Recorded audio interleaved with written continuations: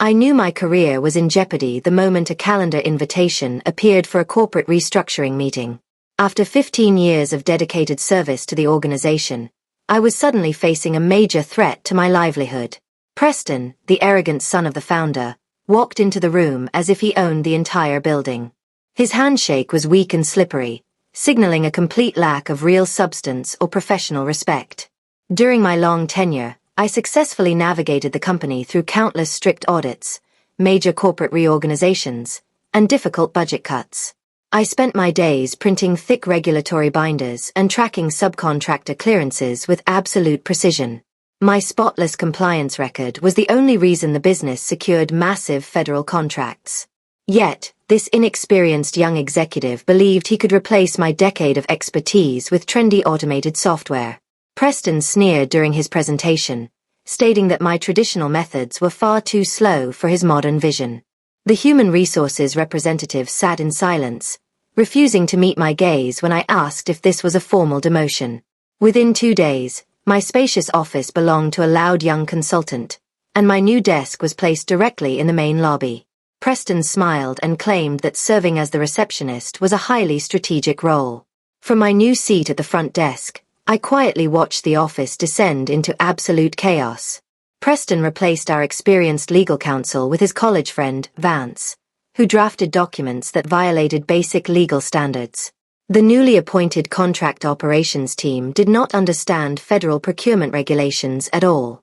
I chose to maintain my personal documentation in a leather notebook, recording every single mistake they made as they mismanaged our pipelines. My assistant, Brenda, was supposed to submit my renewal forms for the Certified Procurement Officer designation. Because of the transition chaos, she completely forgot to process the critical paperwork. I received a system notification warning me that my certification would expire in less than 3 weeks. I looked at Preston boasting in his glass office and decided not to click the renewal link, allowing the countdown to continue in absolute silence. The federal database still listed Victoria, my actual name, as the primary contract officer of record for the primary project. According to the strict terms of our largest agreement, the entire $340 million contract would face immediate suspension if the primary officer lacked active credentials. I did not need to actively sabotage the company to teach them a lesson. Their own arrogance and negligence had already created the perfect trap. The inexperienced analysts spent their days trying to simplify complex federal compliance guidelines into colorful charts. They treated serious audits like marketing campaigns, printing useless pamphlets instead of gathering real data. Preston constantly walked around the office demanding that everyone repeat empty catchphrases about operational readiness. I continued to decline requests to sign updated financial annexes, knowing the ultimate authority remained tied directly to my name alone. A respected external auditor contacted me directly on a professional networking site to confirm my attendance at the upcoming review. He expected to see my face at the negotiation table because my name remained on the official system. I replied with a brief message stating that I would be present for the evaluation. I then closed the screen, poured a fresh cup of coffee, and prepared to watch their fragile house of cards fall. Late one evening, the telephone on the reception desk rang, displaying the number of the company founder. He asked if I was still managing the crucial federal renewal, sounding incredibly anxious about the upcoming audit. I informed him that while my name remained on the paperwork, his son had officially reassigned me to the lobby.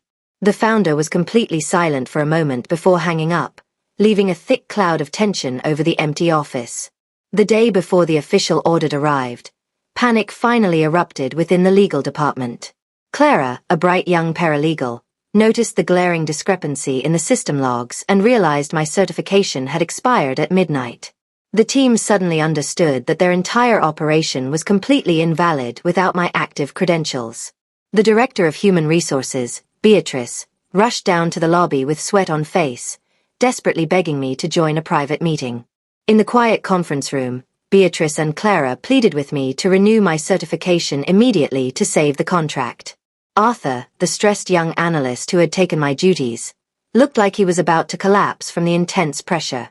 I calmly explained that since they had stripped away my access and reassigned my responsibilities, I no longer held the authority to act. I refused to rescue them from the disaster they had created. The morning of the audit was filled with desperate attempts to project confidence. Raymond, the veteran federal auditor, arrived early and recognized me immediately as I sat behind the reception desk. Preston led his team into the main meeting room, carrying his laptop with smug confidence and telling me to sit this one out. I simply smiled, watched the heavy wooden doors close, and waited for the inevitable outcome of their ignorance. 20 minutes into the presentation, the entire upper floor of the building fell completely silent.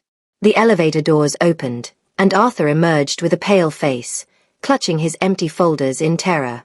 Raymond followed him downstairs, his expression completely blank as he prepared to deliver the final ruling. Preston and his legal team trailed behind him, their confident posture entirely gone as they realized the massive scale of their failure. Raymond announced that because the primary contract officer lacked active credentials, the $340 million contract was officially void. The founder screamed through the speakerphone, demanding to know how such an oversight could happen under the watch of his son. Preston stammered, trying to blame the transition process, but the federal database did not care about corporate excuses. Their primary source of revenue had vanished in an instant. I walked into the chaotic meeting room, handed Beatrice my formal resignation letter, and stated that my departure was effective immediately. I informed their legal counsel that I possessed detailed records of my system exclusion, which I would gladly share under a formal subpoena.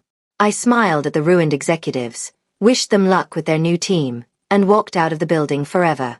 After midnight, the entire system locked them out permanently. The founder arrived in a panic that night, immediately dismissing Preston and suspending the entire incompetent operations team.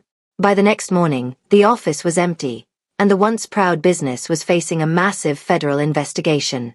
I sat in a quiet neighborhood tavern, enjoying a cold drink and watching the rain fall against the window. My phone began to buzz with lucrative job offers from rival firms who actually valued my rare expertise. I realized that I did not need to fight a loud battle to prove my immense value to the company. Sometimes, the most powerful move is to simply step back and let incompetent people experience the direct consequences of their actions. They built their entire success on the assumption that my silent labor would always protect them from their own ignorance. In the end, they learned that the foundation of any business is the people they choose to underestimate.